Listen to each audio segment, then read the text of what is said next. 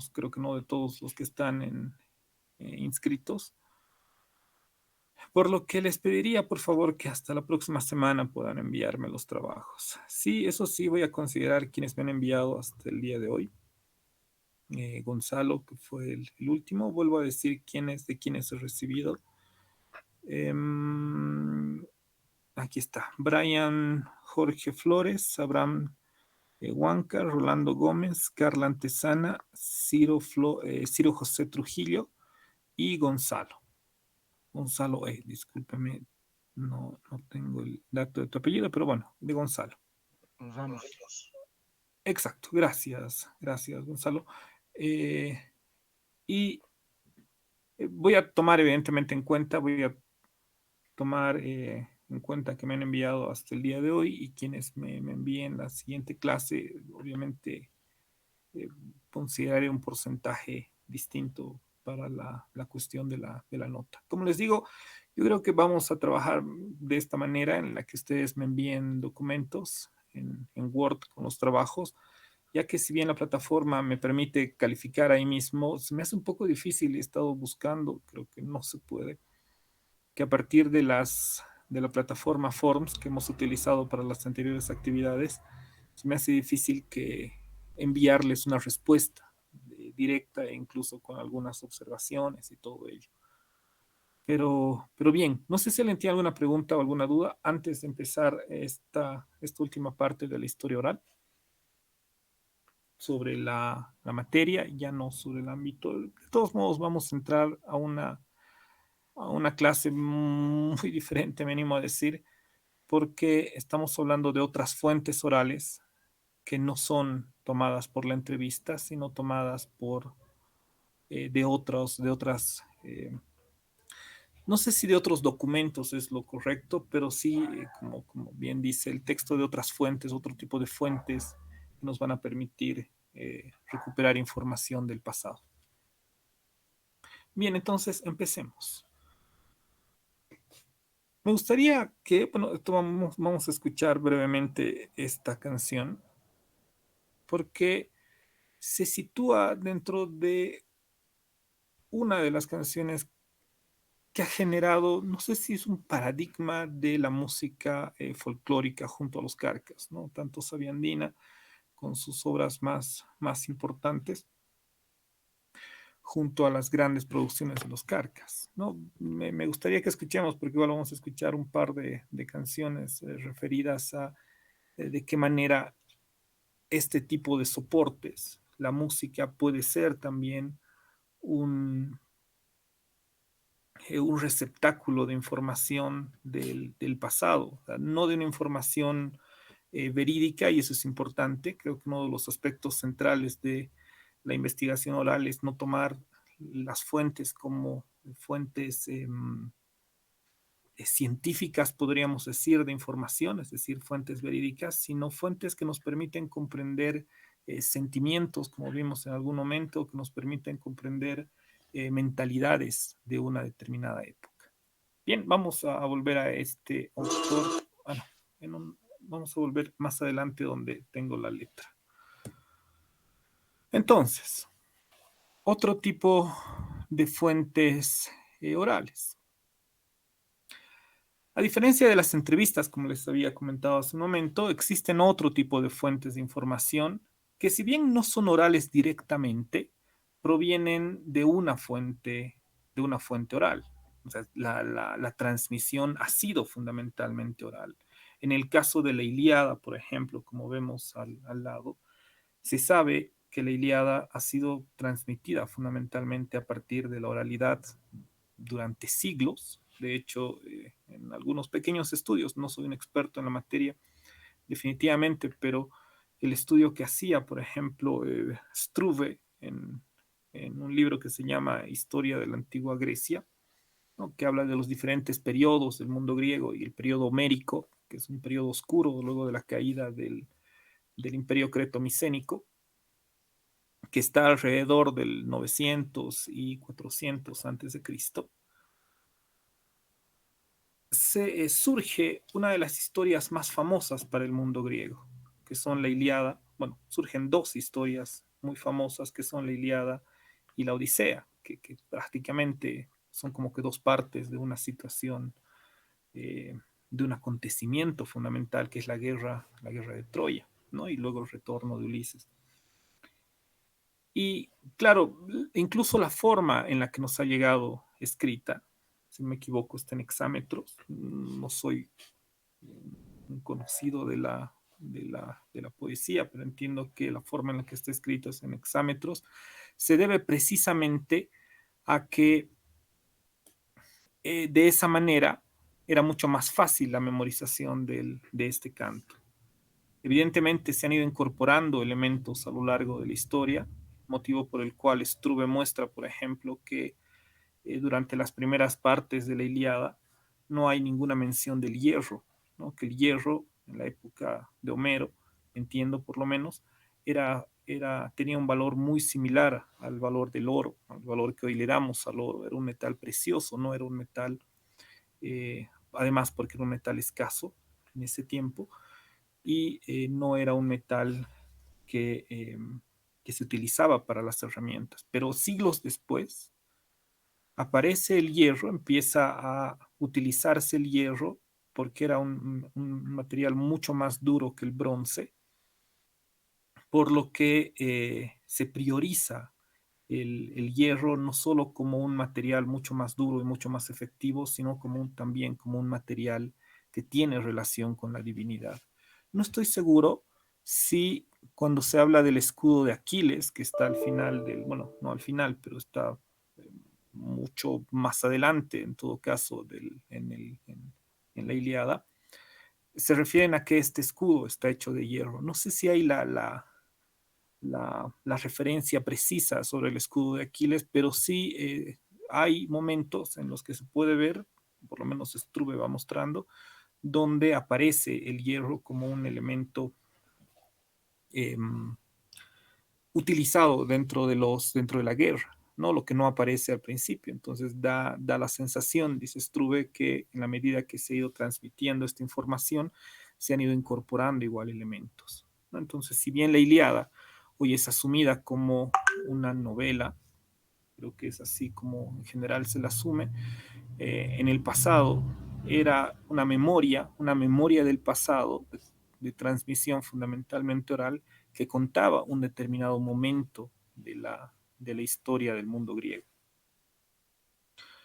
¿no? Entonces, la Ilíada puede ser utilizada como una fuente de historia oral porque la transmisión que ha dado forma a esta historia ha sido de manera oral, ¿no? Y si bien en algún momento se la ha documentado y ha llegado seguramente a nosotros con una serie de transformaciones, puede ser tomada eh, como una parte de esa realidad del pasado. Entonces, las fuentes de historia oral no solo son las que podemos rescatar de entrevistas como las que les he pasado para la tarea de hoy. Igual me gustaría saber su opinión, más allá de entrar al análisis, la opinión que tienen sobre las entrevistas. Creo que son tres entrevistas distintas, ¿no? Una tomada a una asesina, no serial, pero sí asesina creo que es su marido, ya no me acuerdo, si no me equivoco, si bueno, o su secuestrador, no estoy seguro. Otra entrevista está en relación al, a los hechos que ocurrieron en Sencata. No me, la verdad que dudé bastante de enviarles esa entrevista porque tiene un sesgo bastante político y muy fuerte. No me hubiera gustado que sea solamente la persona hablando sin ese juego de imágenes, ¿no? Que tienden a direccionar la posición. Pero lamentablemente la mayoría de los testimonios que tengo de Sencata duran mucho tiempo. Bueno, no la mayoría, los que tengo en todo caso, ¿no? Duran entre 25 o 30 o 50 minutos. Y bueno, querían que sean testimonios un poco más cortos, ¿no? Que tengan una misma duración, ¿no? Que sea entre 10 y 15 minutos. Y la última, que es sobre eh, una entrevista de historia oral sobre el mundo indígena en, en México. Entonces, Bueno, ya vamos a hablar sobre esos casos. Entonces, no solamente es información que podemos rescatar del mundo oral a partir, o mejor dicho, de la realidad a partir de una transmisión oral vía entrevistas, sino también es información que puede estar documentada, pero que se transmite fundamentalmente por vía oral, como el caso de la música, ¿no? El caso de la canción del minero o cualquier canción que tenga algún referente de nuestra sociedad. Me animo a pensar incluso el caso del reggaetón es un reflejo de nuestra realidad. Pero bueno, además, es información, y eso es importante, que no solo busca expresar contenidos. Y aquí estos documentos se diferencian de otros documentos que también podríamos tomar en cuenta. Por ejemplo, yo les había comentado que he hecho un pequeño trabajo hace muchos años para el Instituto de Estudios Bolivianos sobre los prontuarios que están en el Archivo La Paz. ¿No? Y yo inicialmente pensaba que eran prontuarios de delincuentes registrados en el archivo a lo largo del siglo XX, bueno, hasta el 55, si no me equivoco, 54, desde los 40, los años 40. Sin embargo, bueno, me encontré con que eran en realidad prontuarios de identificación, ¿no? Que donde también habían delincuentes, pero en su mayoría eran personas que habían sacado su carnet por diversos motivos. Entonces, el contenido que tienen estos prontuarios son fundamentalmente rasgos de las personas. Hay algunas opiniones, pero no son contenidos que busquen expresar subjetividades, por lo menos no de manera frontal. No son contenidos o son documentos que tienen contenidos relacionados a las características de las personas que han sido prontuariadas. Vamos a ver más adelante, porque de hecho, si nos da el tiempo, hoy vamos a empezar un poco con el ámbito de la fotografía. Vamos a trabajar un poco sobre la idea de la imagen, la fotografía a partir de un ensayo que me parece fascinante. La anterior semana lo estaba volviendo a revisar, eh, que es de Susan Sontag. El libro se llama La fotografía y es un ensayo, desde mi punto de vista, un ensayo filosófico sobre la fotografía, mucho más que la filosofía de la fotografía de Willem Flusser, que es otro ensayista sobre la fotografía. Creo que Sontag trabaja sobre elementos que me parecen fascinantes sobre la fotografía. Y claro, luego vamos a ir viendo ya John Berger y otros autores más para ver cómo hacemos análisis en relación a esto. Perdón, lo que pasa es que ayer he rescatado, podría decir, un perrito que me está volviendo loco. Ya, a ver. Bien, entonces, esta información que obtenemos de la historia oral no solamente busca expresar contenidos, sino también interpelar subjetividades de aquellos que escuchan estos contenidos. En el caso de la música, por ejemplo, canciones que especialmente de protesta, que pasan a ser determinantes o significativas para un momento de la historia. Y es otro tipo de historia en el que muchas veces no, se está construyendo. Eh, Hay una historia de los objetos, por ejemplo, que no nos toca, claro, en este caso, que me parece muy interesante en qué medida los objetos que nos rodean terminan siendo determinantes para la mentalidad de nuestra sociedad o qué objetos podrían ser representativos de nuestra sociedad. Precisamente estaba trabajando, bueno, estamos leyendo con el licenciado Iván Salazar las obras de Sergio Almaraz, que es un autor boliviano, un autor nacionalista boliviano. Y hay una parte de Almaraz, de su libro El poder y la caída, que me resulta muy interesante, donde habla sobre un pedazo de estaño, sobre un lingote de estaño que fue producido en Oruro, ¿no? La gran pelea del nacionalismo y en realidad la gran pelea de Almaraz frente a los varones del estaño ha sido el hecho de que la producción de estaño no se hacía en Bolivia. Se sacaba el estaño en bruto, pasaba por un proceso y se exportaba fundamentalmente a Inglaterra. Se trató de hacer en Alemania, si no me equivoco. Patiño intentó consolidar una empresa también en Alemania, Inglaterra y Estados Unidos, pero ellos eran los que finalmente le daban el,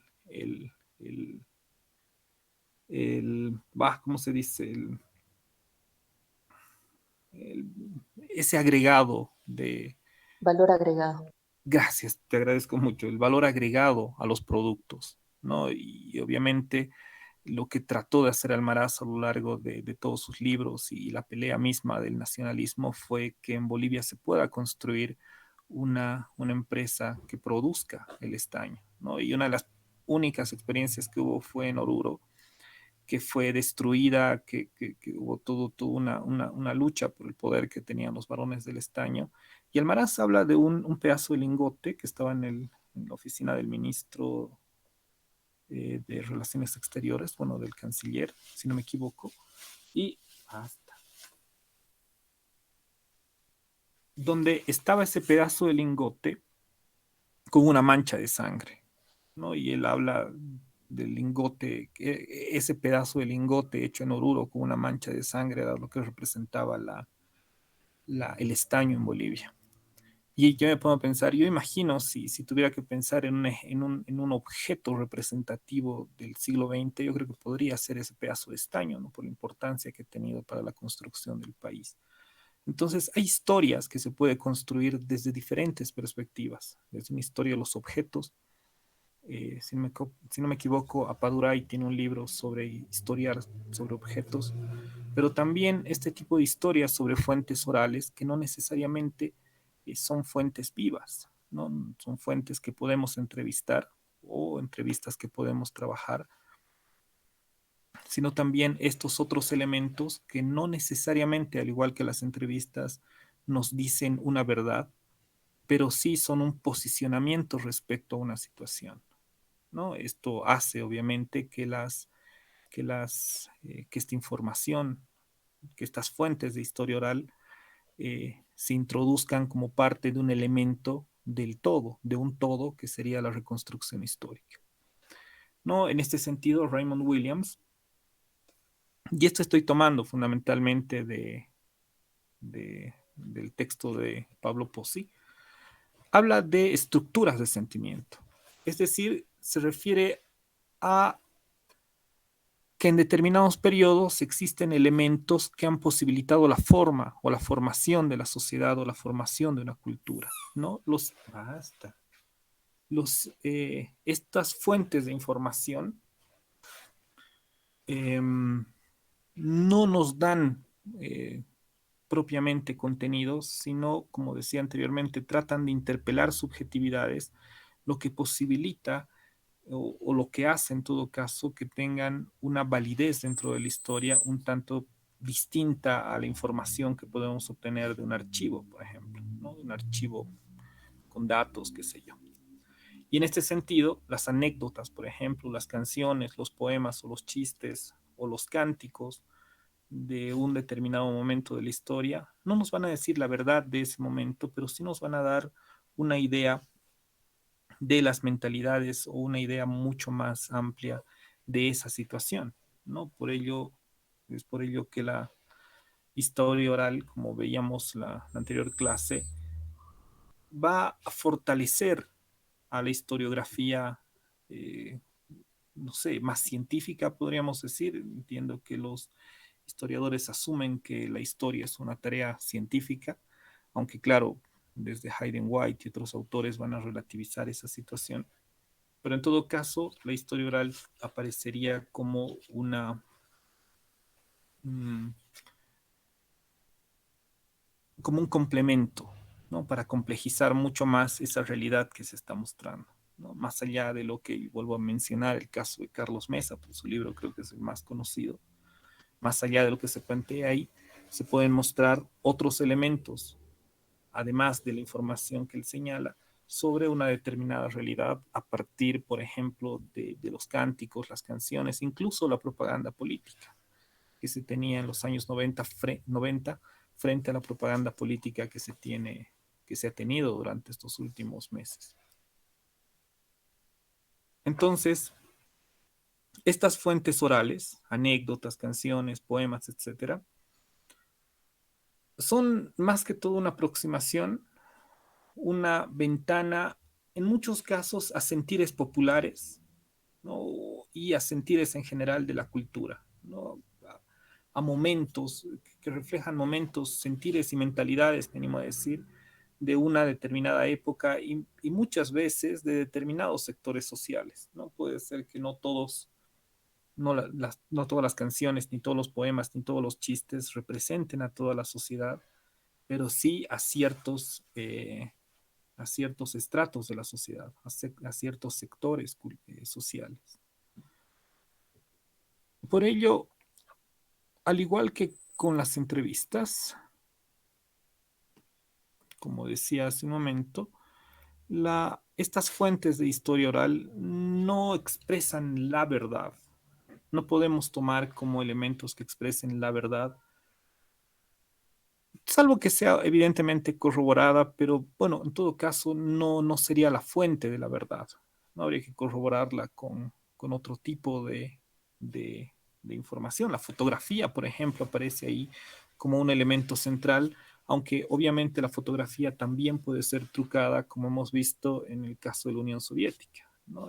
Cómo se deforman o bueno, se quitan personajes para sacar de la historia a Trotsky y a otros personajes de la historia soviética una vez que Trotsky es asesinado por el régimen stalinista, ¿no? Y al contrario, o sea, no reflejan la verdad, al contrario, reflejan una subjetividad que está por debajo, que subyace y sustenta una estructura social determinada. Como tal, estas fuentes también están sujetas a criterios que Pozzi llama de saturación, de entrecruzamiento con fuentes documentales, es decir, no solo de complementariedad, sino muchas veces eh, en oposición con otras fuentes. Denme un minuto, por favor, lo voy a llevar.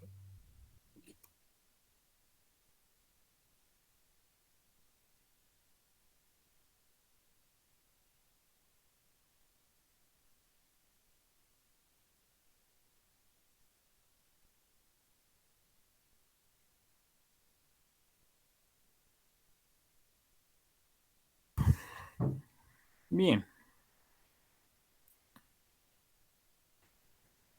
entonces volvemos a lo que decíamos sobre la historia oral, las características que hemos definido de historia oral y las características que tiene o las necesidades, los requisitos que tiene realizar una investigación dentro de la historia oral, ¿no? Y fundada en entrevistas principalmente, y todos esos criterios que nos permiten determinar de qué manera deberíamos llevar a cabo entrevistas y no simplemente, eh,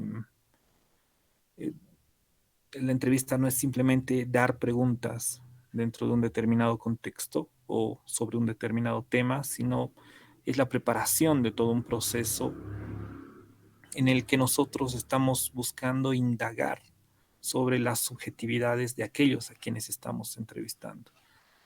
Denme un momento, por favor.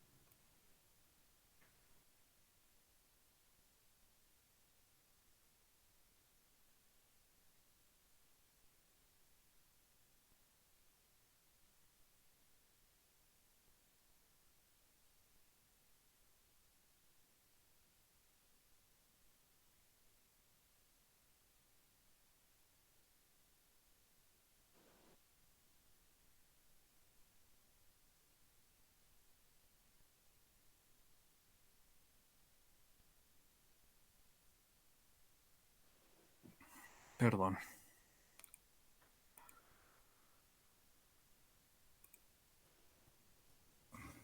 Bueno, además de todos los requisitos que se tienen para llevar a cabo una entrevista de historia oral, que no es lo mismo que una historia o que una entrevista periodística, lo que no quiere decir que los periodistas no hagan historia oral, es decir, siempre que se tomen esas previsiones, se realice una investigación más seria de la situación, eh, se prevea el, el espacio en el momento en el que se va a realizar la investigación. Sí podríamos hablar, creo yo, de que estamos desde el periodismo o desde desde el documental más que el periodismo en el sentido de la información que podemos ver todos los días por medio de la televisión.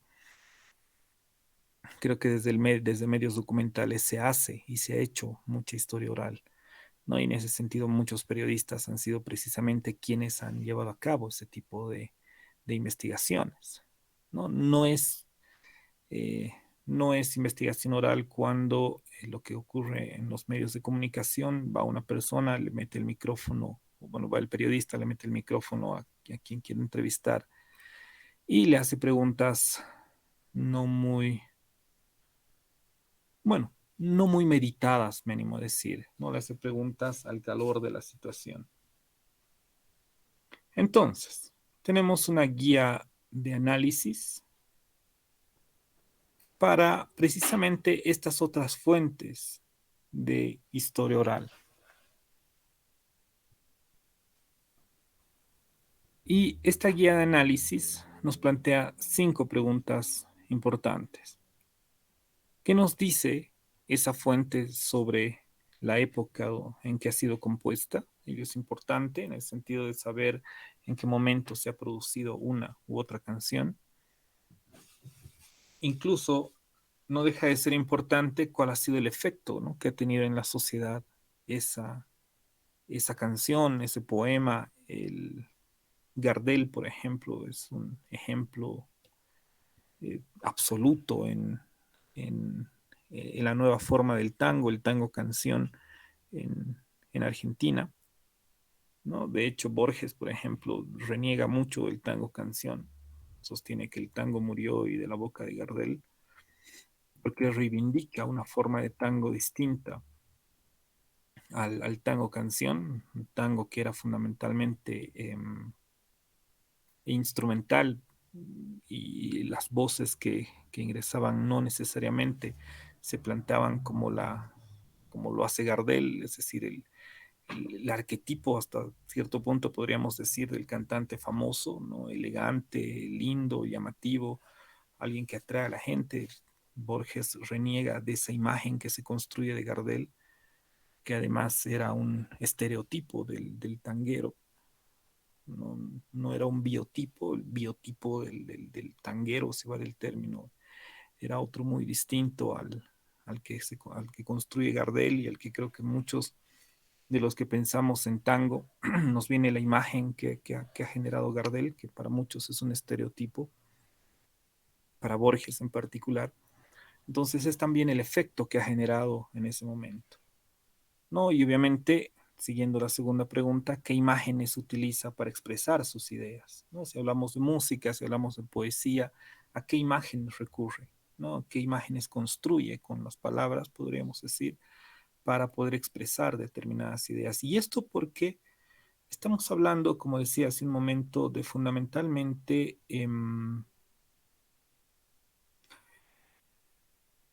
tomando Raymond Williams, estructuras de sentimientos.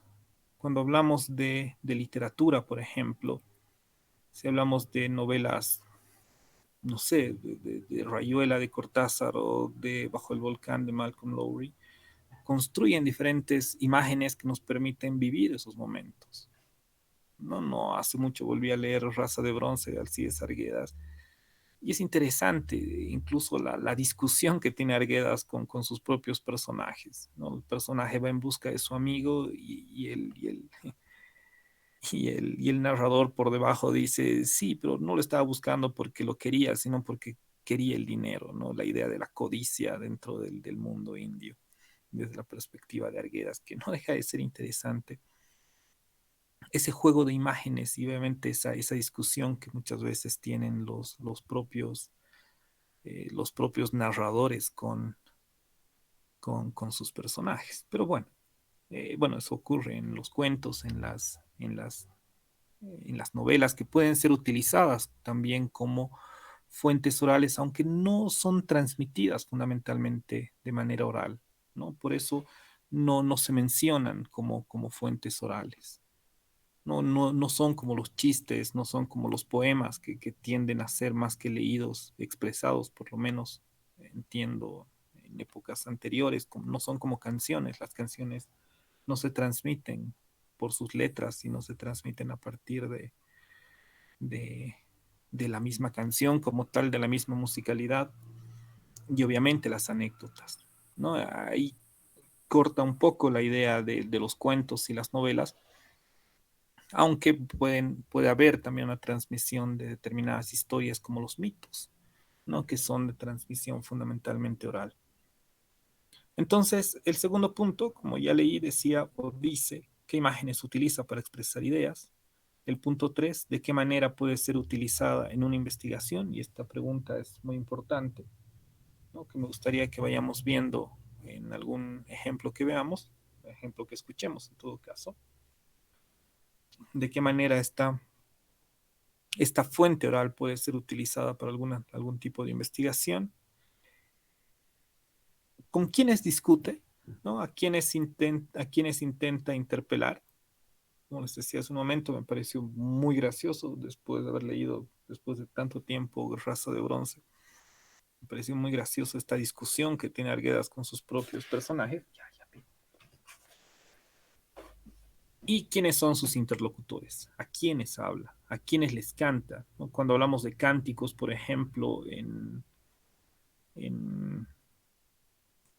eh, ¿cómo se llaman? Los cánticos de las hinchadas de fútbol, ¿quiénes son finalmente los interlocutores de esos cánticos que también reflejan una situación? Vamos a ver un ejemplo. Hay una página donde están los cánticos de diferentes equipos de fútbol de toda Latinoamérica más o menos. Y bueno, en el caso de Bolívar y Stronger, que son los dos que he revisado, no hay un ejemplo que me parece tan interesante como uno de Argentina que les voy a mostrar, que es un cántico que incluso menciona a Perón y a políticos. Es un cántico dentro del fútbol, que se hacía dentro del fútbol, pero muy relacionado al contexto político de entonces.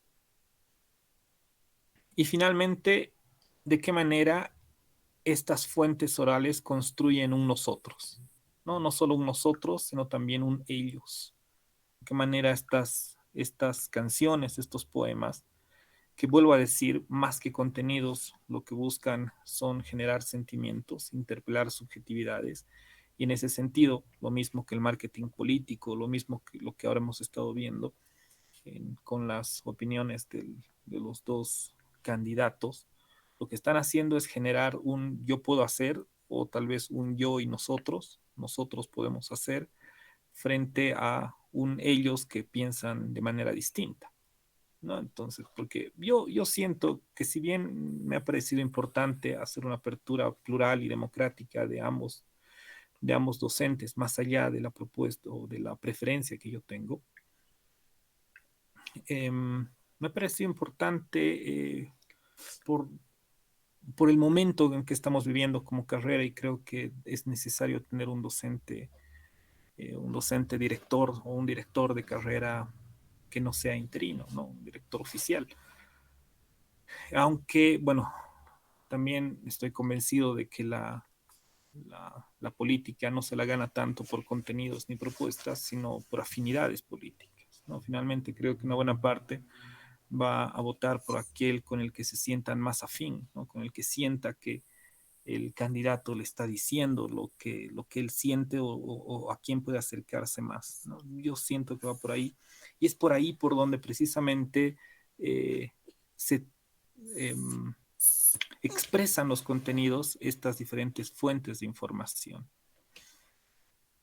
¿no? Y para ello es importante, como hace el marketing político, que creo que es una de las líneas más fuertes o más centrales en todo caso del marketing político, es hacer un corte entre los otros y nosotros, ¿no? Entonces, ¿de qué manera estas fuentes construyen este nosotros y este ellos y de qué manera? Bueno, bueno, ¿en qué momento en todo caso construyen este nosotros y este ellos y de qué manera? No, creo que podría entrar dentro de una sola pregunta ahora que lo pienso. por lo que me gustaría que hagamos un pequeño análisis con una canción argentina, utilizando estas preguntas, que, bueno, antes de Sabia Andina, esta. Es una canción, es un tango, es un tango de 1928, escrito en 1928. La ejecución es posterior, no recuerdo el nombre de quien canta la canción, pero me gustaría que escuchemos un poco, bueno, no es muy larga, y hagamos un breve análisis a partir de estos puntos. ¿Cómo entienden ustedes? Ahora bien, hay palabras que he tenido que buscar literalmente en internet porque no las entendía, como vento, que es viento, o ¿dónde está? Había una que... um, Sauternes, por ejemplo, que es un vino, ya. Bueno, ya. Vintén sobre Vintén también es otro término que no conocía, pero bueno, eso también es interesante y además me parece interesante eh, este tango precisamente por el hecho del lenguaje que se utiliza, ¿no? Y muchas veces el choque que nosotros tenemos cuando hacemos una investigación de estas características puede ser el lenguaje, así como en 1930 en Estados Unidos, cuando se hizo esa investigación con los esclavos, si no se conocía el lenguaje de los antiguos esclavos, incluso los modismos africanos, me imagino que ha debido ser muy difícil entender lo que estaban diciendo, incluso las formas de expresión. Hay un estudio, y con esto termino, tal vez uno de los mejores estudios que se ha hecho sobre Fausto Reinaga es el que hace Gustavo Cruz, que es su tesis doctoral que la hizo en la UNAM, se publicó acá por el CIDES. Y él habla de Fausto Reinaga, bueno, entre muchas cosas, desde una rebelión del lenguaje, más o menos, lo que él llama es una rebelión del lenguaje, en el sentido que Reinaga empieza a utilizar la K en una serie de elementos, basta, en una serie de frases, si vale el término, y de palabras que se utilizaban usualmente con Q, ¿no? Hoy en día, Qatari, por ejemplo, poner con K es más una posición política que una posición histórica, ¿no? El libro de María del Valle de Siles, basta, que se llama La Rebelión de Tupac Katari. Katari está con C, además porque las cartas que enviaba Katari estaban con C. Quien decide el cambio por la K, que asume el catarismo y todos ellos, es Fausto Reinaga, hasta donde yo tengo entendido. Entonces hay una rebelión del lenguaje que hay que tomar muy en cuenta muchas veces en los textos. No lo que ocurre en lo que hizo la vicepresidencia, cuando la vicepresidencia saca las obras completas de Fausto Reinaga, empieza a cambiarles las letras para ponerlas como deberían estar, imagino, como expresadas correctamente, lo cual puede ser parte de una discusión de está bien o está mal escrito, ¿no? Pero depende del tipo de investigación en el que estamos embarcándonos, podríamos decir. Creo que incluso las palabras y cómo están escritas son fundamentales para entender mentalidades, si vale el término, ¿no? Esto de la K, que puede ser menor, pero no deja de ser interesante cómo se ha construido una imagen desde otra forma de escribir que han asumido otros autores. Pero bueno, vamos a ir viendo esto más adelante. Les voy a dejar escuchando esta canción. Bueno, la vamos a escuchar porque igual no puedo cerrar el micrófono, así que si me escuchan riñéndolo al perro, no le den mucha importancia. Escuchemos Se viene la maroma. No recuerdo bien el autor, ahora lo voy a ver, pero bueno, la letra está así descrita en 1928 por Romero y Delfino. Cachorro de bacán, anda chicando el tren, los ricos hoy están al borde del sartén, el vento del cobán, el auto y la mansión, muy pronto rajarán por un escotillón. Parece que está lista y arrumió la bronca comunista. A este lado tendrás que laburar para morfar. ¿Cómo la vamos a gozar? Pedazo de Aragán, bacán sin profesión. Muy pronto te verán mangueando al bullón. Ya está, llegó, no hay más que hablar, se viene la maroma sovietista. Los zorres están hartos de morfar salame y pan, y hoy quieren comer ostras con sauternes y champán. Aquí, mi Dios, se va a andar el día del reparto a la romana, y hasta tendrás que entregar a tu hermana para la comunidad. Y vos que amarrocás, vintén sobre vintén, la quita que ganás robando en tu almacén, y vos que la acosás y haces el parisien y solo te tragás el morfe de otro 100. A todos habrá goma, viejo, no hay cuidado, se viene la maroma, ay, tengao, el pato empezará a dominar, como la vamos a gozar, pedazo de Aragán, bacán sin profesión, muy pronto te verán, chibudo y sin colchón. Ya está, llegó, no hay más que hablar, se viene la maroma sovietista. Los zorres están hartos de morfar salame y pan, y hoy quieren comer ostras con sauternes y champán. Aquí, mi Dios, se va a piantar el día del reparto a la romana, y hasta tendrás que entregar a tu hermana y para la comunidad.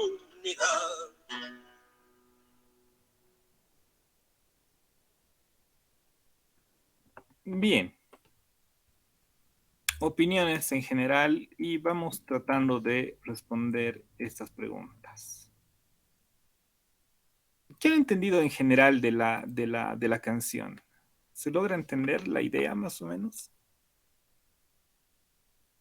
¿Qué dicen?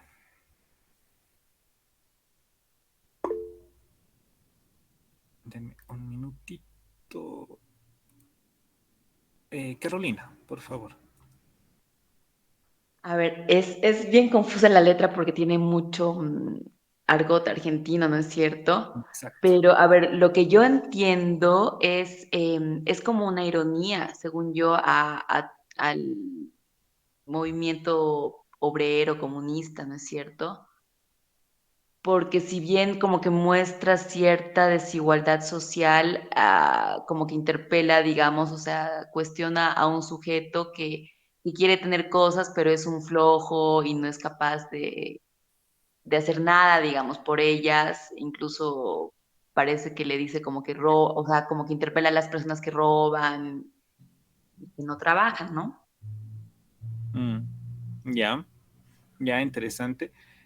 Esto de lo comunista igual me parece interesante porque no estamos hablando, obviamente hoy en día si se habla de comunismo, socialismo, qué sé yo, frente al capitalismo, tenemos una idea muy distinta a 1928, ¿no? Entonces, hay una diferencia ahí muy, muy marcada, ¿no? Todavía ya ocurrió la revolución, perdón, soviética, la revolución rusa, eh, pero bueno, estamos en los primeros años, los primeros 10 años de la revolución, ¿no? Entonces, no hay una idea tan política en todo caso en esto, pero bueno, antes de dar mi posición, que evidentemente no es una posición completamente mía, si vale el término, me estoy guiando un poco bueno, en buena medida del análisis que hace Pablo Pozzi, porque como dices, no solo el argot, sino las ideas que maneja, nos hacen que esta canción, que yo siento que se la puede interpretar de muchas maneras, termina siendo un poco difícil de ser leída a cabalidad. A ver, algunas palabras que he ido averiguando para que vayamos igual a los análisis o a las ideas que tienen sobre esta canción. A ver, bacán se refiere a una persona que vive sin privaciones, ¿no? Y que goza de una posición acomodada, que es una palabra con la que empieza, ¿no? Cachorro de bacán, es una persona adinerada, si vale el término. Vento, que al parecer es viento. Bullón, ¿no? En bullón tengo, ¿dónde está? Acá está, al final del primer párrafo, ¿no? Mangueando pa'l bullón. El bullón es vestimenta, ¿no? Se traduce, y esto de internet, y lo pueden ver como un plegado de tela de vestidos y tapicerías de forma esférica y ahuecada. Bueno, evidentemente es vestimenta fina o algo por el estilo.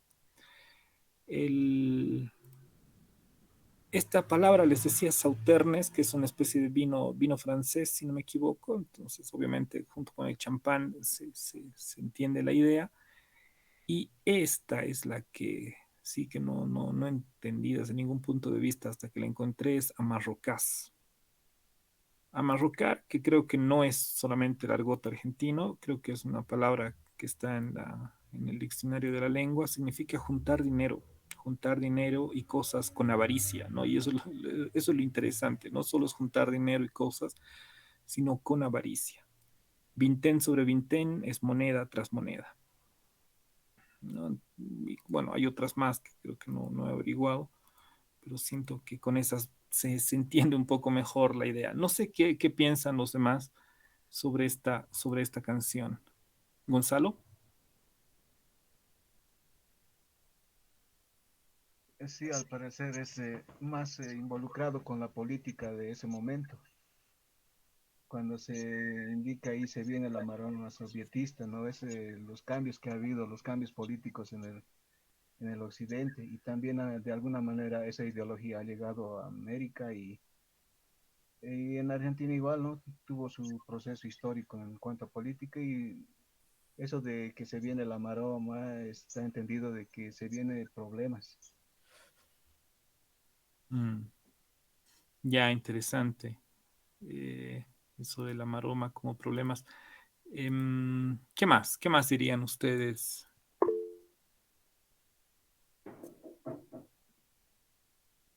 Deme un minuto.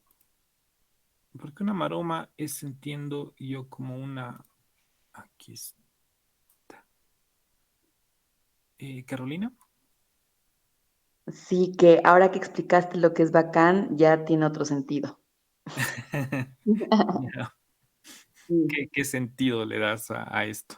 O sea, digamos que esta letra está dirigida a los hijos de los ricos que Ajá. solamente tienen las cosas porque les tocó nacer donde les tocó nacer, pero nunca han trabajado, ¿no es cierto? Mm, Entonces ahí como que le está diciendo, bueno, ya se te van a acabar tus privilegios porque va a llegar la maroma sovietista, ¿no es cierto? Así como que ya acabó tu tiempo más o menos de darte los lujos sin hacer nada.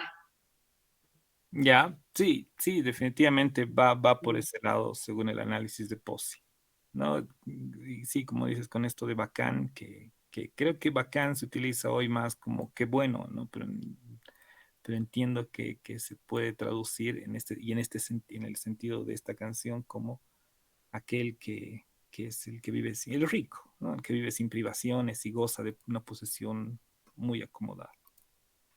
¿Qué más? ¿Qué más dirían los demás, las demás sobre sobre esta canción?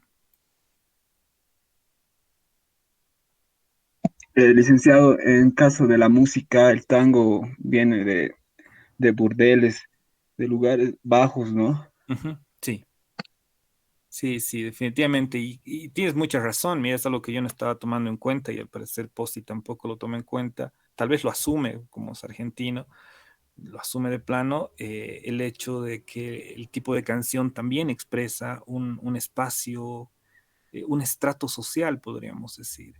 No soy un conocedor de la historia argentina y menos de la historia del tango, pero sería interesante conocer bien el momento del tango en 1928, ¿no? Hoy en día el tango es una cuestión de élite, no sé, mucho más una cuestión de estudio, qué sé yo, de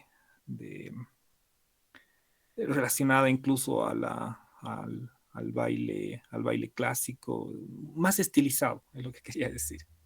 Es mucho más estilizado, pero en 1928, 1930, imagino que el tango tenía otro matiz, ¿no? Y como bien dices, no sé si solo en burdeles, pero sí en los barrios bajos, ¿no? Yo lo poco que sé es lo poco que he leído de Borges en el sentido de estos barrios de uy, se me fue la palabra, ¿no?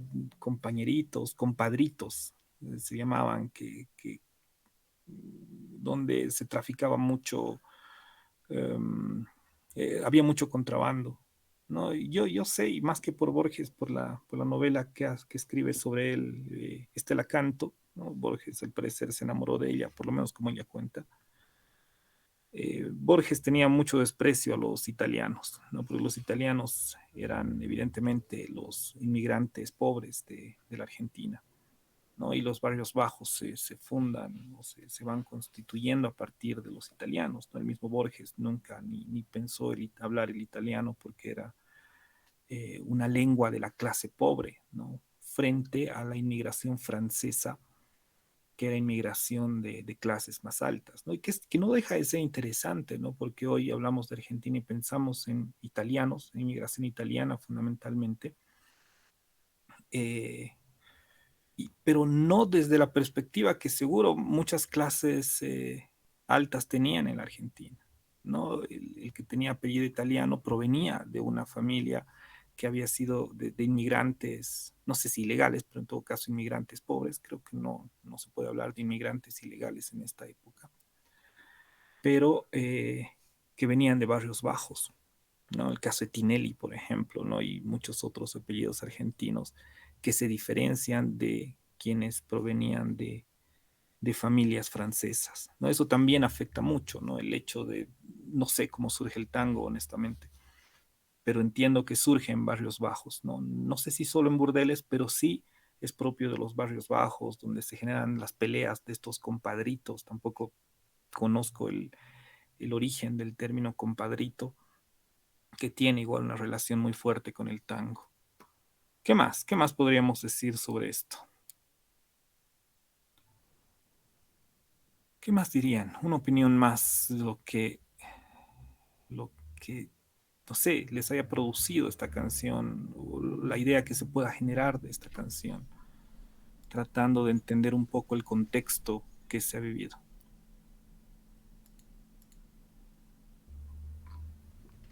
¿Se escucha? Te escucho bien, Soren. Te escucho muy bien. Bueno, yo como tengo un enfoque desde mi punto, o desde mi punto de vista, la línea que más me atrajo fue donde dice que y hasta tendrás que entregar a tu hermana a la comunidad. Me recuerda a un meme en el cual dice socializar a tu hermana, ¿no? Y desde ese aspecto no, tampoco es que hable muchas cosas, es como que habla de, primero habla de un aspecto, una, desde su sentimiento hacia el comunismo, pero no se enfoca en algo. Mm, Creo que tendría que tener un poco más de tiempo para analizar este texto, pero esa línea fue la que más me dio gracia. Vale. Sí, evidentemente son reflejos, además, de una sociedad fuertemente machista, ¿no? ¿No? Eso hasta tendrás que entregar a tu hermana, obviamente, cuando el patrón o el rico caen los objetos de su posesión, ¿no? Y obviamente se asume, creo que hasta hoy a ciertos niveles, se asume que las mujeres siguen siendo objetos del marido, objetos del padre, objetos incluso del hermano, y por cómo se han ido incluso reflejando los últimos feminicidios en la carta de ese muchacho que luego se suicida, eran objetos del novio, ¿no? Dime, Carolina. ¿Aló? Ah, Perdón. te Sí, escucho. lo que pasa es que justo ahora que acabas de hacer esta explicación sobre los migrantes italianos versus los franceses, Mm. nada, pues hay una parte en la letra que habla de hacerse al Al parisino, ¿no es parisienne, cierto? O sea, sí. ajá, hacer del parisian, que también es como una burla, ¿no? De la pronunciación. Y Mm. bueno, habla de este vino francés que dices, el champán, que es de Francia, ¿no es cierto? Y toda esta gastronomía que contrasta con el salame, que es como algo muy vulgar o común en Argentina, y que me Pero es imagino. italiano, posiblemente. Exacto, es Mm. italiano, claro, si se usa salame, sí, se usa, ¿No? sí. Entonces sí me llama la atención eso, ¿no? Como que no ubicaba hasta tu explicación, como que esta diferencia también, digamos que sociocultural entre clases en Argentina. Sí, sí, seguramente. Ujú. Y esto de entregar a la hermana yo la veo más por el lado, digamos, de lo inaccesible que podrían ser tal vez ciertas mujeres de cierta clase para hombres de otra clase, ¿no es Ya, cierto? sí, Lo claro. vería más por ese, o sea, sí es súper machista, es así como vamos a agarrar todas tus pertenencias, digamos. Mm. Sí, tienes mucha razón. Mira, ese detalle no lo había tomado en cuenta, pero tienes mucha razón en el sentido de que hay un corte acá entre lo italiano y lo francés. Yo no soy un conocedor, como digo, de la historia francesa, pero sí a partir de esta autobiografía o biografía que hace Stella Canto sobre Borges, sí se habla mucho sobre esta división que había de clases y este desprecio, si vale el término, de las clases apoderadas o las clases, no sé si las clases ricas, pues Borges tampoco perteneció a una clase, sí tenía un linaje que él reivindica incluso en sus cuentos, pero tampoco era una persona que tenía mucho dinero, entonces es una cuestión, no sé si más que de dinero, de linaje o algo por el estilo, ¿no? Imagino que es una cosa mucho más compleja, pero como dices, como bien dices, y no me había dado cuenta de este detalle, definitivamente, incluso mangueando para el bouillon, posiblemente bouillon en francés tiene algún significado mucho más directo sobre algún tipo de vestimenta, ¿no? ¿No? Y eso del parisien, sauternes, champán, todo es francés frente a el salame, ¿no? Que es italiano, que seguramente o muy probablemente era el alimento que se consumía en las clases más bajas, si vale el término, de la Argentina en ese tiempo.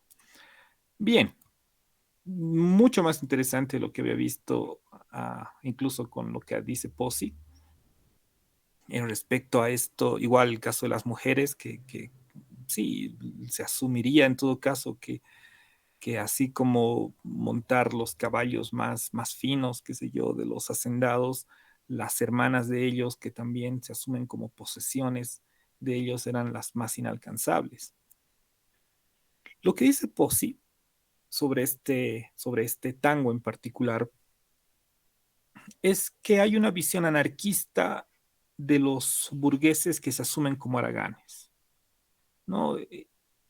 Pero burgueses, bueno, el tema en todo caso de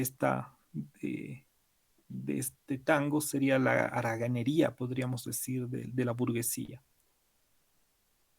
Él dice que si asumimos la crítica a la burguesía desde la perspectiva de este tango, esta se ve fundamentalmente representada por el almacenero, ¿no? Como sostiene Pozzi. Habla del almacén, pero yo no le había dado tanta importancia al principio y como veo, creo que tampoco ustedes.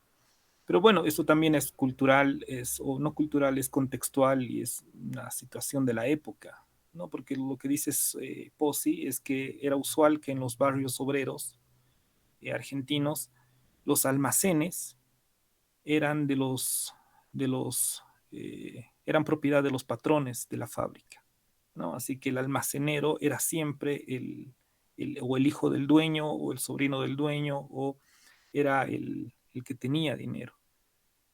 Y en este sentido, el tango estaba asumiendo a los almaceneros, en realidad a los comerciantes y al almacenero como un arquetipo del explotador, del rico y de aquel que se aprovecha de la gente más pobre. Y algo que decía hace un momento, que no es más bien, no tiene ese tono político que hoy día podríamos ver. Hoy día hablamos de comunismo y yo estoy seguro que se nos ocurre un montón de ideas relacionadas con la teoría de Marx, relacionadas con Lenin, relacionadas incluso con Putin, y introducimos la discusión entre si se va a quitar o no la propiedad privada, bueno, más allá de toda la discusión que se tenga. Lo que sostiene Pozzi es que en ese tiempo la revolución soviética o la revolución rusa, que tenía un poco más de 10 años, no, menos, no, sí, más de 10 años, todavía no tenía esa potencia ideológica a nivel mundial. Pero sí la Revolución Rusa fue tomada no como una propuesta ideológica, como podríamos pensar ahora, sino como una especie de revancha de los de abajo. Es decir, cuando la Revolución Rusa se produce eh, en 1917, la noticia que llega y que impacta, al parecer, por lo que entiendo, a determinados lugares de la sociedad, de las sociedades, en todo caso, Latinoamérica, no era tanto el ascenso del comunismo, el ascenso de una teoría distinta, sino era el ascenso, o en todo caso, la revancha de los obreros, la revancha de los campesinos, es decir, la revancha que toman los de abajo sobre los ricos, ¿no? Y esa es la idea que ellos están planteando, según entiendo, según un análisis histórico que se puede hacer, como menciona Pablo Pozzi. No, no es tanto una pelea ideológica, no es tanto se viene la maroma sovietista o el comunismo en contra del capitalismo, sino se viene la maroma sovietista en el sentido de algo que decía igual Gonzalo, estos problemas, ¿no? La maroma es es, como acrobacias, entiendo, se vienen como estos problemas donde los de abajo van a tomar el poder que tienen los de arriba, ¿no? Y creo que en ese sentido va toda la canción, ¿no? Y además, ¿por qué? Porque los burgueses no son trabajadores, ¿no? Hay otra canción que también toma Pozzi eh, donde la crítica a la burguesía, que son haraganes, que no trabajan, que el comercio no se inscribe dentro de el trabajo manual que hacen los obreros, más bien es una forma de explotación. Vuelvo a decir, no desde una perspectiva ideológica, sino desde el impacto que habría tenido la revolución rusa en la sociedad argentina, o en todo caso en este estrato social de la sociedad argentina en 1928. ¿No? Cambia un poco la mirada que se pueda tener. No, no hablamos de comunismo, no hablamos de socialismo, no hablamos de capitalismo. Aquí estamos hablando del impacto que tuvo una revolución donde los pobres toman el poder, que es así como se pinta, me imagino, en los periódicos. Me imagino que se puede complementar esta información, este tango con información de los diarios, cómo ha sido asumida el ascenso de Lenin al poder, bueno, la revolución en todo caso socialista, la revolución rusa, y que según este análisis no tendría elementos ideológicos, más bien tendría un elemento más básico, podríamos decir, de revancha, solamente de revanchismo, o sea, no, así como empieza cachorro de bacán, al final tendrás que vender a tu hermana. Y obviamente es el elemento, como decían, extremadamente machista en el sentido de que finalmente, así como las propiedades que podían tener la gente adinerada, las mujeres también eran parte de esa propiedad. ¿No? Entonces, esto implica, ¿no? Una interpretación de la Revolución Rusa en América Latina muy distinta de las discusiones que hoy podríamos tener sobre incluso la Revolución Rusa, sobre el socialismo, sobre el comunismo, ¿no? Y creo que es un detalle interesante que nos obliga a pensar muchas canciones, no tanto desde la letra y cómo la entendemos nosotros, sino desde cómo se ha entendido esos conceptos, ¿no? Hacer un rastreo de conceptos, un rastrillaje tal vez de esos conceptos hasta el contexto donde se han producido, ¿no? Y lo mismo con otras canciones, ¿no? Y además, y algo interesante de las canciones, y mucho más de canciones que eran bastante populares, podríamos decir, es que muchos de estos conceptos que posiblemente ya no son utilizados hoy en día, como se amarrocar, no sé si se utiliza, que es algo así como ser avaricioso, eran conceptos que se asumen como esenciales para esa comunidad o para ese momento histórico, ¿no? Porque además esos conceptos permitían lo que, bueno, no menciona Pozzi de esa manera, pero lo que podríamos decir que daban forma a la cosmovisión que tenían los trabajadores argentinos de la época, ¿no? Es decir, la visión del mundo que tenían ellos, ¿no? En relación a la Revolución Rusa de manera particular, pero de manera general cómo ellos estaban entendiendo la sociedad y lo que podía pasar, lo que se estaba anunciando con la Revolución Rusa, que imagino ha tenido un efecto no solo diferente de cómo pensamos, sino un efecto muy importante en determinados estratos de la sociedad. No creo que solo argentina, sino también boliviana, chilena posiblemente y de otras partes del mundo. Y yo imagino que los efectos que ha tenido han sido distintos, incluso en los estratos sociales, pero bueno, este pequeño, pequeñísimo diría yo, ejemplo es, es demuestra un fenómeno dentro de una clase social y cómo ha afectado, ¿no? Cómo ha asumido esta clase social esa situación, ¿no? Y un poco algo que me parece muy cómico, de hecho, y algo que ya he mencionado una vez y le he repetido, creo que ya dos veces, cuando se le pregunta a los afroamericanos sobre la situación, bueno, sobre Pearl Harbor, y ellos no asumían ni siquiera que ellos estaban en guerra eh, contra los japoneses, ¿no? Entonces, no nos dirá la verdad de la situación de lo que pasó en Pearl Harbor, pero evidentemente nos está mostrando ciertas mentalidades, ciertas ideas que se tenían y el impacto que habría tenido en determinados grupos sociales, ¿no? Que no los conoceríamos si no fuera por eso. Perdón, voy a cerrar mi ventana un ratito, por favor. Bueno, ya no. Y ya, sigamos entonces. Bien, no sé si tiene alguna opinión más al respecto sobre esta canción, si no, vamos a una que conocemos todos, que ya la hemos visto antes.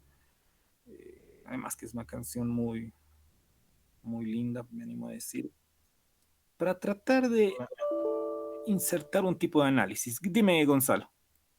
No, solamente he estado revisando la letra de esta canción y también al parecer tiene una evolución, ¿no? Porque hay algunos términos que he encontrado que también se encuentran en las canciones de Piero. O sea, Ya. me parece que también sigue una evolución, un proceso a partir de la historia, las canciones. Solamente eso como comentario. Vale, gracias, Gonzalo. A mí me parece interesante todas estas betas, ¿no? Es decir, encontrar relaciones con otros cantantes. Hay un estudio, de hecho es la tesis de un amigo que salió hace algunos años, sí, imagino que hace algunos años de historia, y él hizo sobre la historia del jazz. No leí su tesis, sé que se publicó, y sí, la verdad que me interesa bastante por el tema, de hecho. Y es la historia, o es algo, no sé si es la historia, pero es un momento sobre el jazz en Bolivia entre 1925 y 1935, algo así. 10 años del jazz en Bolivia. Sé que es una tesis muy interesante, que está muy bien hecha, está muy bien investigada y redactada. Eh, y yo imagino que para ese tipo de investigación, por ejemplo, se debe trabajar con este tipo de herramientas, ¿no? El tango puede ser no un elemento de verdad, como serán los documentos de la colonia, por ejemplo, pero sí nos están diciendo algo sobre un momento de esa historia, un momento que eh, es oscurecido por otro tipo de historias, ¿no? El tipo de historia a lo Carlos Mesa en, eh, que gira alrededor del Estado, o no solo Carlos Mesa, bueno, la familia Mesa Gisbert, pero también Herbert Klein, e incluso la misma historia que escribe Alcides Arguedas, que son historias estatalistas, podríamos decir, que todo gira en torno al Estado. Al contrario, son historias que surgen dentro de estratos que son ocultos muchas veces, ¿no? La historia del jazz, por ejemplo, en Bolivia durante los años 80, no sé si hay un estudio de esas características, que no deja de ser interesante, ¿no? Lo que hace Giovanni es indagar sobre el jazz en los años 20 o 30, no estoy seguro. Pero bueno, creo que esas betas nos permiten abrir espacios de análisis que no dejan de ser interesantes, además, porque nos permiten indagar sobre nuestras propias mentalidades, ¿no?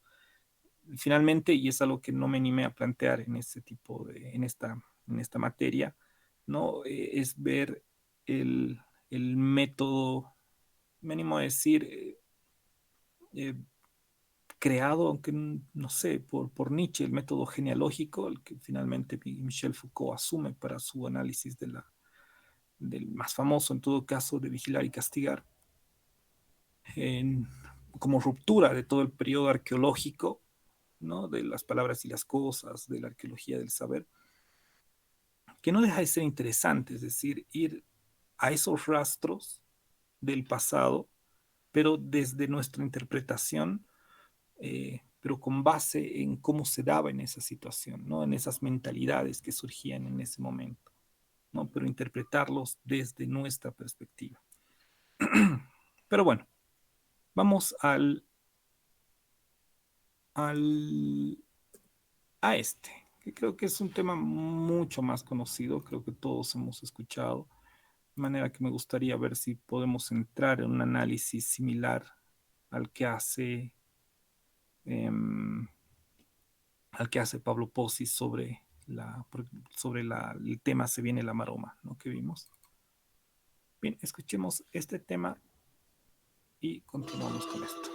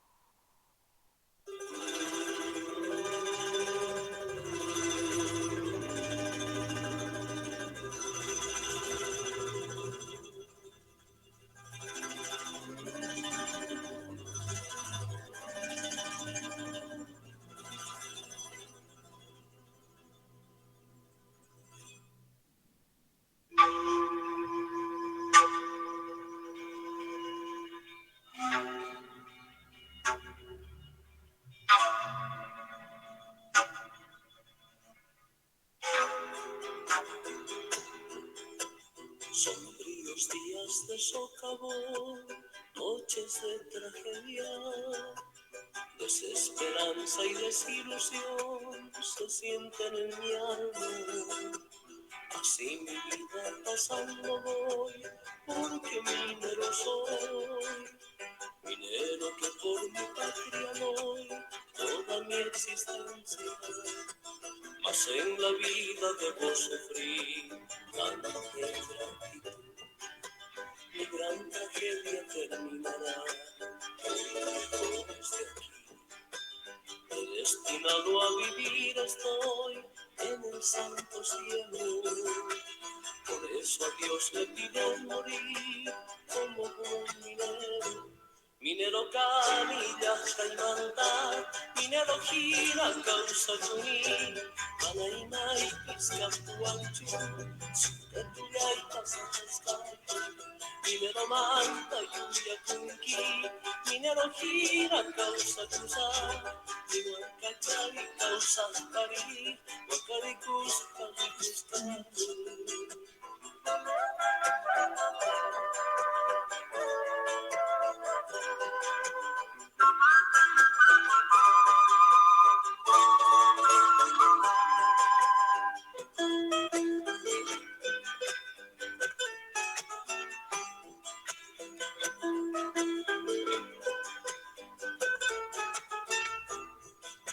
sombríos días de socavón, noches de tragedia, desesperanza y desilusión se sienten en mi alma. Así mi vida pasando voy, porque minero soy, minero que por mi patria doy toda mi existencia. Mas en la vida debo sufrir tanta gratitud. Mi gran tragedia terminará desde ti. destinado a vivir estoy en el santo cielo. Por eso a Dios le pido morir como buen minero. Minero Canilla, Chaimanta, minero Gina, Causa Junín, Manaina y Piscatuancho, Sucatuya y Casacascay, minero Manta, Yuya Kunki, minero Gina, Causa Cusar, Cachari, Causa Pari, Calicusta,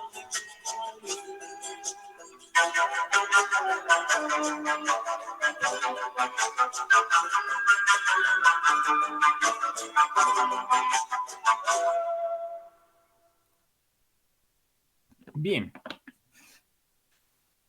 tienen la letra en la diapositiva y, bueno, la letra que también está en quechua la tienen en español.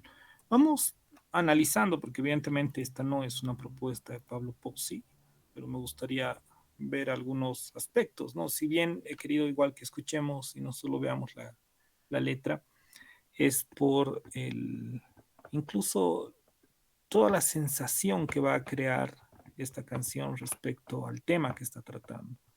¿Cuál sería el tema? O sea, evidentemente trata el minero, es el título desde ya de la obra de Sabiandina, escrita, bueno, por lo menos publicada, en todo caso, no sé si escrita en 1980, que ya es un contexto complicado, no es un contexto complejo en el que eh, vivimos una serie de transiciones complicadas, ¿no?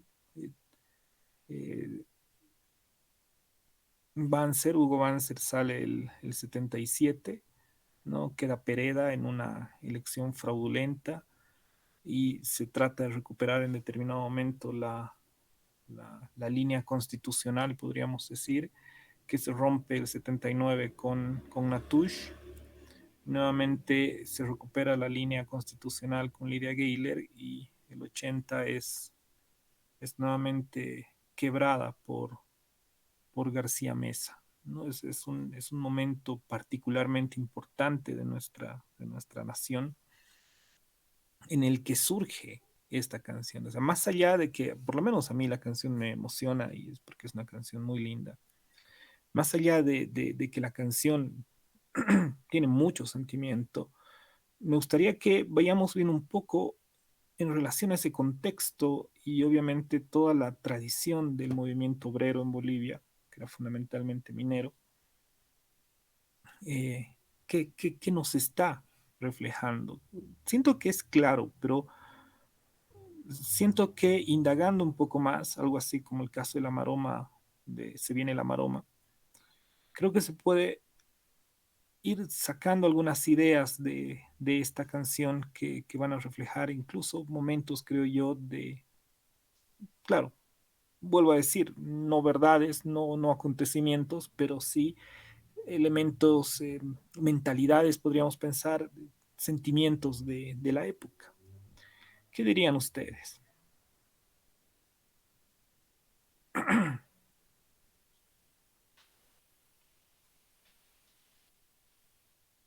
¿Quién? ¿A quién debo? Ah, ¿se escucha? Sí, te escucho bien, Soren. Bueno, lo primero que vi fue un aspecto técnico. Y esto lo digo desde mi tiempo, desde mi época, contemporaneidad, como se puede decir. Ujú. Que está estructurado primero en español, luego en quechua y se repite esto. Pero tampoco es una letra tan larga y que integre otro idioma, que en este caso sería un idioma que sería de un pueblo indígena, lo cual no sería algo muy popular como introducir un idioma inglés o un idioma alemán, que sería llamativo para una canción. Más bien esto sería como una representación de su identidad cultural, más que nada. Esto sería como un aspecto técnico. Y la letra, eso tendría que darle un poco más de análisis de mi parte. Vale, gracias, Soren. No, y definitivamente, ¿no? Una primera, em, una primera perspectiva tal vez que podemos tener, una primera vista de esta canción es eso, ¿no? El corte con el español y la introducción de, de un idioma nativo, como se dice usualmente o como se dice hoy. Antes se hablaba de dialecto, pero hoy hablamos de un idioma nativo que evidentemente es un freno posiblemente para un interés de internacionalizar la canción. O sea, más allá de que se haya pretendido o que se haya internacionalizado o no, creo que es famosa a diferentes niveles, pero siento que la intención inicial cuando se ha creado esta canción no ha sido precisamente eso, ¿no? Incluso en un contexto como el boliviano, donde los idiomas nativos son crípticos, es decir, son cerrados eh, para determinados grupos. Creo que hoy en día menos, creo yo. En todo caso, hay una apertura mucho mayor a los idiomas. Pero en 1980 siento que los idiomas, por lo menos en las ciudades, incluso utilizando ese término que se utilizó en algún momento, las personas de bien no hablaban idiomas nativos, ¿no? Por todo este contexto racial y todo ello. Entonces, apostar por una canción con un idioma nativo en medio, siento que refleja algo más que simplemente una decisión musical, si vale el término. No, no sé si, ¿quiénes dirían que son sus interlocutores si vamos tomando algunas preguntas del análisis? ¿Quiénes serían los interlocutores eh, de esta canción? Porque ahora te doy la palabra, Jonathan, dame un minutito. Porque, por ejemplo, volviendo a hablar de Fausto Reinaga, hay algunos que sostienen que los interlocutores de Fausto Reinaga, como el caso de Verushka Alvisuri, ella sostiene que sus interlocutores son los mestizos, es decir, les habla a los mestizos porque les habla de los indios.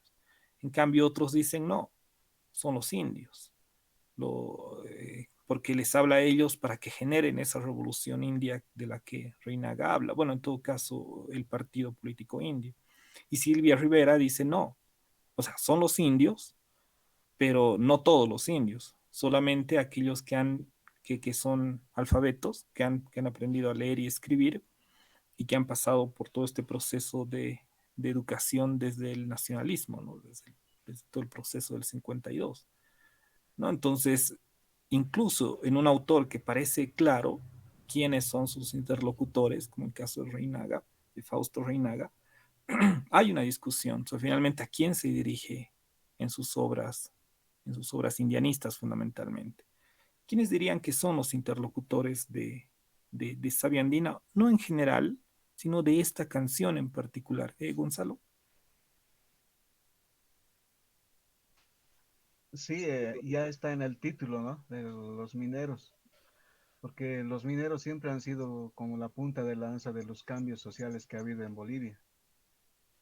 Más que todo, han tenido dirigentes, tal vez muy osados, ¿no? El líder más osado ha sido Lechín como su representante. Y en la segunda línea, Noches de Tragedia, indica ahí, yo pienso que se debe referir a la masacre de la noche de San Juan, en el Sí, siglo XX. sí, yo también. Y también la desesperanza y desilusión se siente en mi alma. O sea, hay una impotencia, ¿no? De él, de que los mineros siempre han luchado por el país y nada, digamos, ha llegado a ellos. Más bien, con el 21060 creo que se ha deshecho, ¿no? Eso con el gobierno de Paz Extensor. Y aquí hay un lamento, ¿no? Así mi vida pasando voy, porque minero soy, hay un lamento ahí. Y en las otras líneas, minero que por mi patria doy, ya había explicado eso, que siempre ellos han sido, digamos, la vanguardia para los cambios, para la igualdad de la sociedad, todo eso. Tal vez hasta esa parte puedo comentar y también dar, para que expliquen también los compañeros, ¿no? Porque es una canción muy dirigida. Gracias, Gonzalo. Yo siento que habla de los mineros, ¿no? Y puede estar dirigida también a los mineros, que es muy probable que entendiéndola bien y a cabalidad y escuchándola, debe generar muchos sentimientos, especialmente en esas personas y en esa época, ¿no? Los mineros que han vivido, que han sufrido la masacre de San Juan, por ejemplo, que creo que hay una referencia bien clara en ese sentido. ¿no? Que solamente se le entiende a partir del contexto histórico, que no es precisamente los años 80, sino más de 10 años atrás, el 67, pero que ha sido muy fuerte, que ha sido muy fuerte en determinada localidad, ¿no? Y yo siento que igual la elección del quechua tiene relación a ese punto.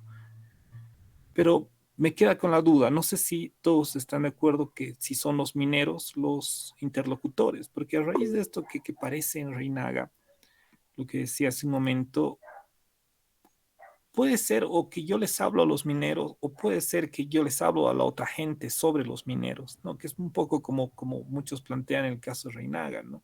Les está mostrando a los mestizos, a los blancos o a los blanco mestizos, como dice Reinaga, o al cholaje blanco mestizo, que hay este otro mundo indio, ¿no? Y este otro mundo indio se está organizando, ¿no? Entonces, no sé, no me queda todavía muy claro sobre la interlocución o quiénes son los interlocutores o quiénes podrían ser los interlocutores de esta canción particularmente, ¿no?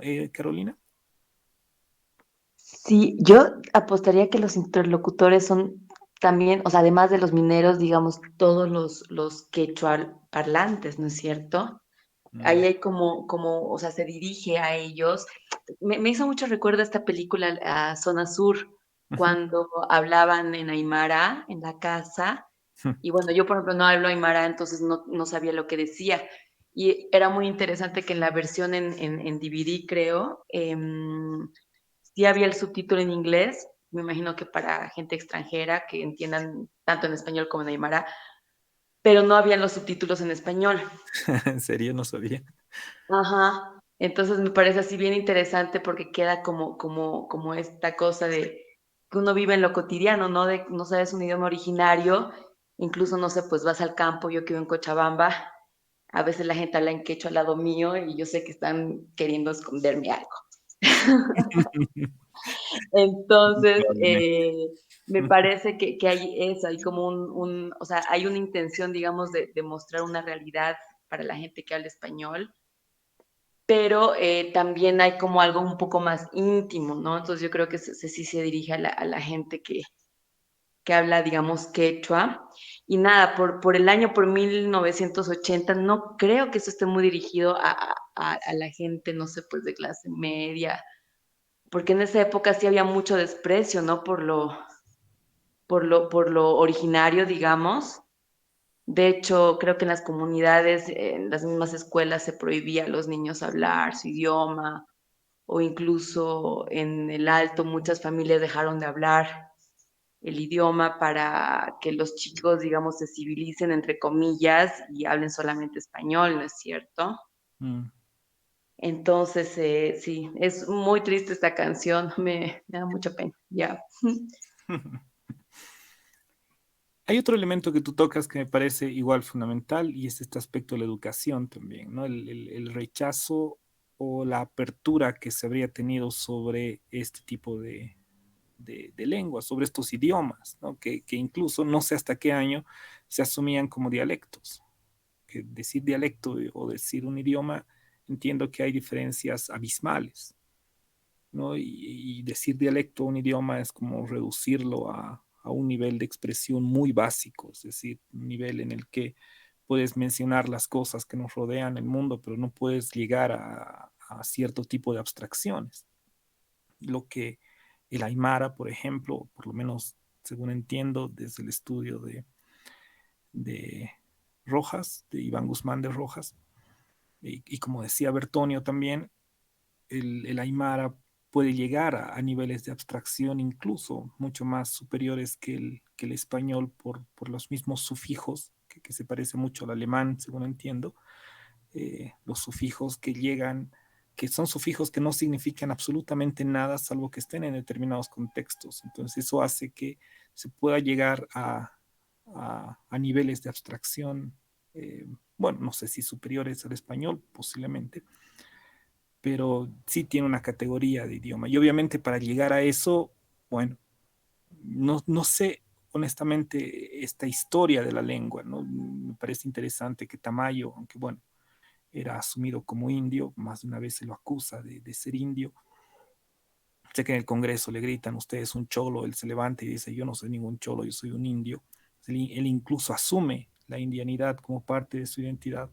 ¿No? Él sabía, evidentemente, aymara, ¿no? Pero, y claro, en 1910, ¿no? Y en 1980 creo que las cosas no cambian mucho, ¿no? Y como dices, es difícil pensar que esta canción ha sido creada para un público amplio, ¿no? Y ha sido creada posiblemente no solo pensando en los mineros, ¿no? Como decía Gonzalo, sino también pensando tal vez en personas de esa clase baja quechua aymara, ¿no? De esa clase, no sé si popular es el término correcto, pero tampoco es una canción que se baila, no es es una canción que se padece en realidad, una canción que se sufre, que me da mucha, o sea, me da la sensación de que tiene una relación muy fuerte con la masacre de San Juan, ¿no? Y posiblemente con momentos del periodo dictatorial de Banzer, ¿no? Que finalmente son los movimientos obreros quienes más lo han padecido. Y una idea más, bueno, las imágenes que utiliza, ¿no? Las que bien ha mencionado también Gonzalo, ¿no? La idea del minero que por su patria da la vida, obviamente eso tiene un contexto mucho más fuerte en el sentido de que eso han sido los mineros, como bien decía Gonzalo, la punta de lanza de las transformaciones sociales en determinado periodo de la historia, ¿no? Han sido reemplazados por los cocaleros en esta última década y bueno, mucho antes habían federaciones, entiendo todo ese periodo de federaciones anarquistas antes de la revolución del 52, de federaciones sí, anarquistas que son muy interesantes igual. No, entonces un momento de la historia ha sido marcado por los mineros, fundamentalmente por la minería del estaño en el siglo XX y bueno, luego con la relocalización se desbarata todo el movimiento, el 85. ¿Qué nos dice sobre la época? Bueno, hay mucho sobre ese momento.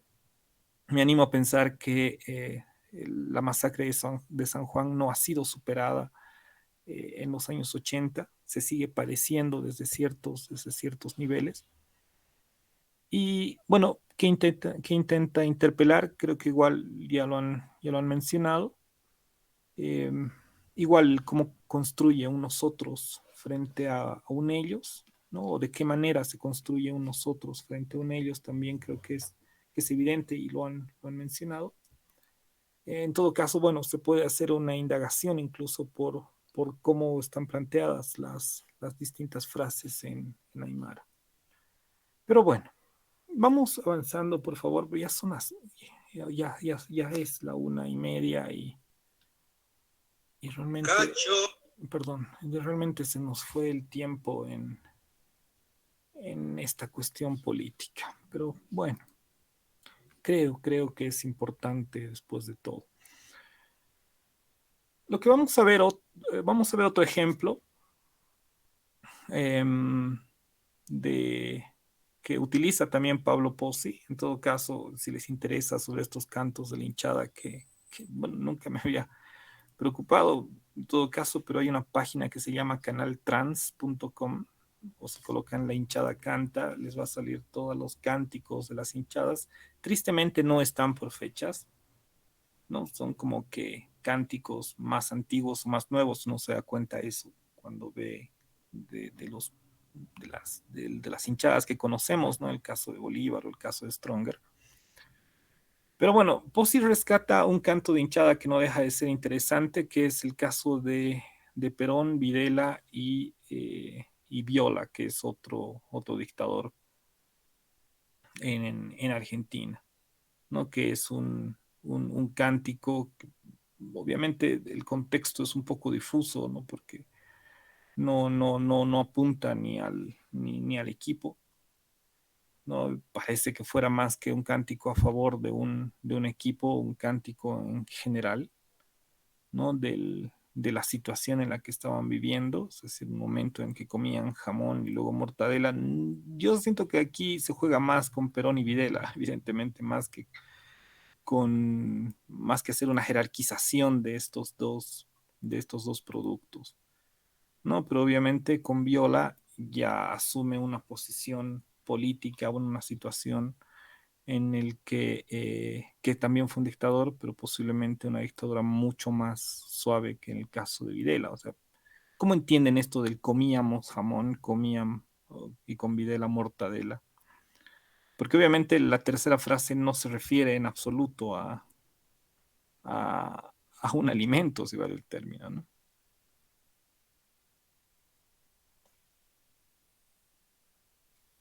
¿Cómo ven esa relación entre el segundo, el primero y el segundo con el tercero?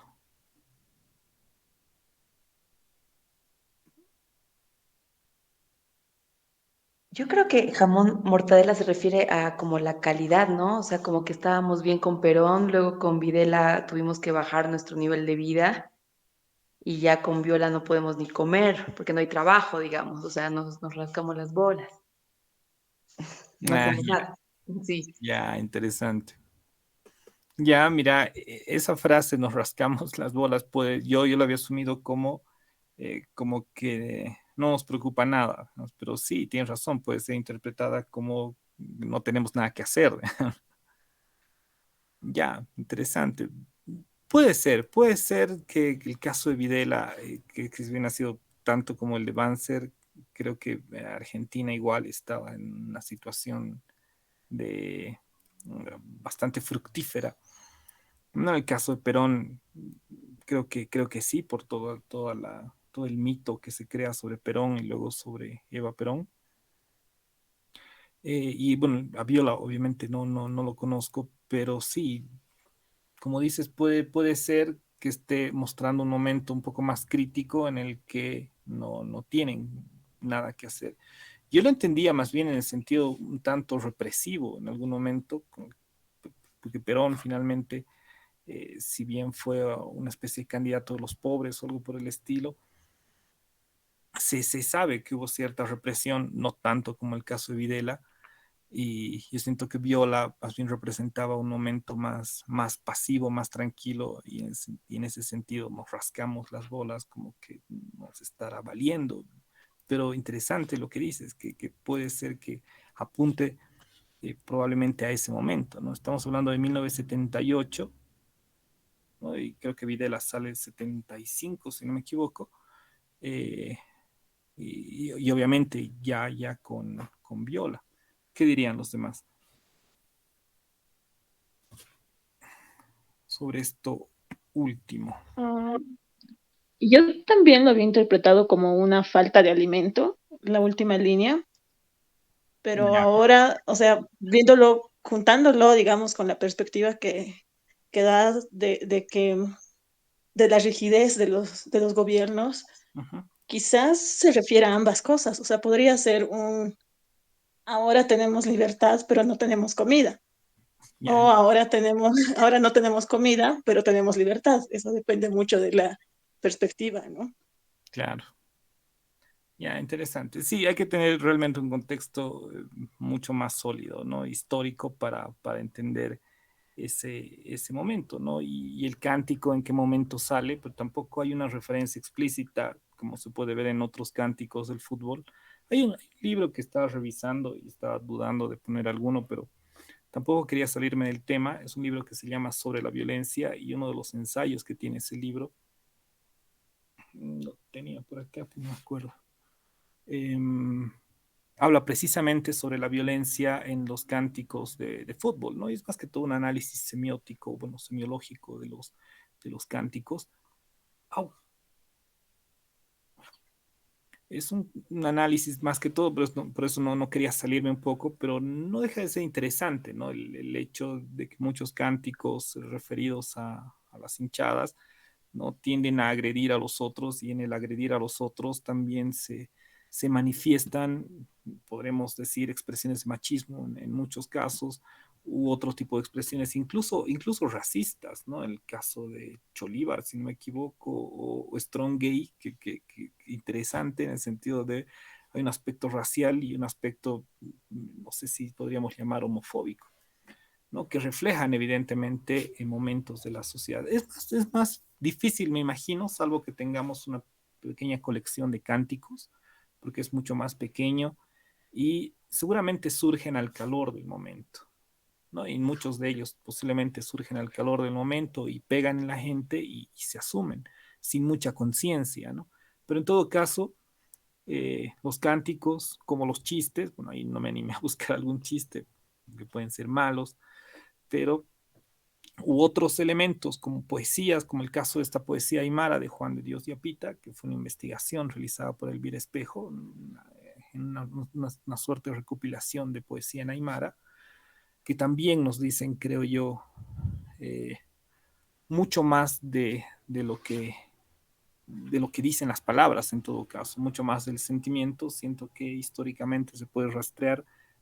No tengo el año en que Juan de Dios y Apita habría escrito esto, pero siento que se pueden rastrear otros elementos históricos, como de las canciones que hemos visto, o de cosas más pequeñas como esto de los cánticos o los chistes o cosas, sí, de las cosas pequeñas, ¿no?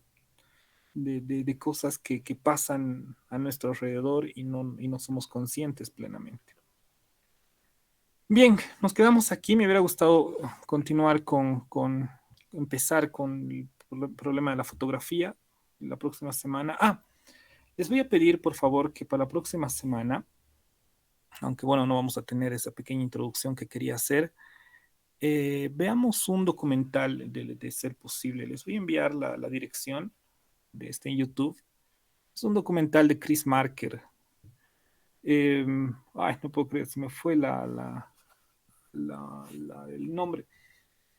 Y bueno, es un documental de 40 minutos donde Chris Marker, si yo tuviera 4 dromedarios, se llama el documental. Es un documental en el que 4 personas, o 3 personas, creo, discuten sobre fotografía, ¿no? Y empiezan a hablar sobre el papel de la fotografía. Chris Marker es un autor que no deja de ser interesante, junto con Harun Farokhi, que son documentalistas que se han dedicado sobre todo a hacer documentales ensayo, como se han llamado. Es decir, no son documentales al estilo de ¿cuáles son conocidos? Pues, no sé, uno de los últimos, que está en Netflix sobre mi amigo el pulpo, mi maestro el pulpo. No son documentales de ese estilo en el que uno busca y conoce una realidad, sino son documentales que juegan con imágenes, son ensayos prácticamente, ¿no? Trabajan un tema, trabaja el tiempo, si no me equivoco, Marker si es Marker o Farokhi, no me acuerdo, trabajan la noción de tiempo y en función de eso empiezan a mostrar una serie de imágenes, recorridos, ellos hablan.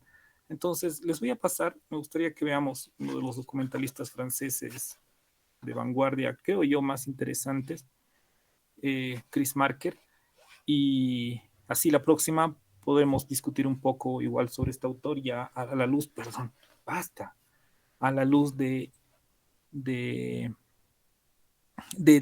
esta introducción que vamos a ir viendo de la fotografía y bueno, quiero que ya vayamos entrando en esta otra manera de recoger información de campo. Bien, no sé si tienen alguna pregunta, duda, les voy a pasar en un rato más la dirección de YouTube. No he encontrado el traducido, bueno, el que está con subtítulos, solo lo he visto en una página de Facebook, así que lo he grabado y la he subido a un canal de YouTube, así que les voy a pasar esa dirección y bueno, si lo pueden ver igual desde otra plataforma. La calidad no es la mejor, pero bueno, se observan bien las fotografías. Como les digo, es interesante en el sentido que se discute. Es como una discusión libre sobre una serie de fotografías. No, bueno, no les voy a explicar más, ya veremos en la introducción de la siguiente clase. Y también para discutir un poco sobre el documental de Chris Marker. Bien, no sé si tienen alguna duda, alguna pregunta para terminar.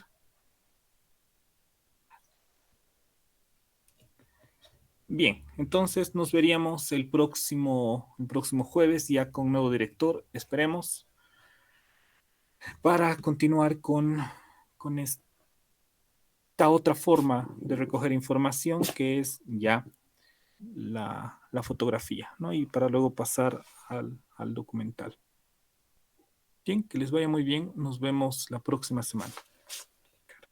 Gracias. Hasta luego, licenciado. Hasta luego, que les vaya muy bien.